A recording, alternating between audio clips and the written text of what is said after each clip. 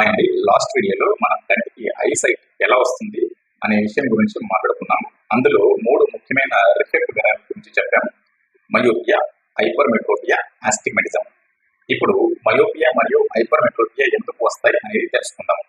ముందుగా మయోపియా గురించి మాట్లాడితే మన కంటిలో ఐబాల్ లెంత్ సాధారణంగా 22 mm నుంచి 24 mm మధ్యలో ఉంటుంది. ఈ మెజర్మెంట్ అంటే కార్నియా నుంచి రెటినా వరకు ఉండే యాక్సిల్ లెంత్. ఈ పొడవు ఎక్కువగా ఉన్నప్పుడు యాక్సిల్ మయోపియా వస్తుంది. అప్పుడు లైట్ రెటినా ముందు ఫోకస్ అవుతుంది. అందుకే దూరంలో ఉన్న వస్తువులు బ్లర్డ్ గా కనిపిస్తాయి. ఇంకో కారణం కర్వేచర్ మయోపియా. మన కార్నియా కర్వేచర్ ఎక్కువగా ఉండడం వల్ల కూడా లైట్ రైస్ సరిగ్గా ఫోకస్ కాకుండా మయోపియా వస్తుంది. మూడవది ఇండెక్స్ మయోపియా. ఇది కంటిలో ఉన్న లెన్స్ రిఫ్లెక్టివ్ ఇండెక్స్ లేదా థిక్నెస్ పెరగడం ద్వారా కూడా వస్తుంది. అంటే axle myopia, curvature myopia, index myopia, ఈ 3 కూడా మయోపియాకి ప్రధాన కారణాలు.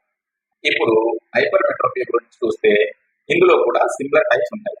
Axle hypermetropia, curvature hypermetropia, index hypermetropia. మయోపియాలో కొన్ని స్ట్రక్చర్స్ పెరిగితే చూపు తగ్గుతుంది. హైపర్మెట్రోపియాలో కొన్ని స్ట్రక్చర్స్ తక్కువ ఉన్నప్పుడు చూపు తగ్గుతుంది. అంటే మనకు క్లియర్ విజన్ కనిపించాలంటే మన కంటిలో అన్ని స్ట్రక్చర్స్ కరెక్ట్ మెజర్మెంట్స్ లో ఉండాలి. మన కంటిలో ఎందుకు బ్లర్ విజన్ వస్తుందో ఇప్పటికే మీకు అర్థమైనట్టుంది. ఈ వీడియో ద్వారా మీకు ఎంతో కొంత అవగాహన కల్పించాను అని అనుకుంటున్నాను. ఇవన్నీ కూడా మీ కంటిలో కరెక్ట్ గా ఉన్నాయా లేదో తెలుసుకోవాలనుకుంటే ఒకసారి కంప్లీట్ ఐ చెకప్ చేయించుకోండి.